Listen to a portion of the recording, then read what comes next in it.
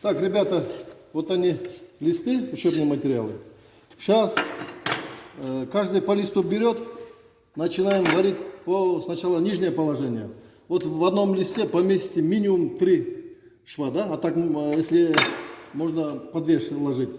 Сначала аккуратненько 2 шва ложите. Не портите железо. Потом с этой стороны, если не получится красиво. Если кто уверен, уже берите второй лист, прихватите с 2 сторон. Прихватите его на столе, начинаем варить вертикальное положение, да? Вертикальное положение. Потом заварили, можно, если с первого раза, если не получится, так можно второй раз, да, варить с этой стороны.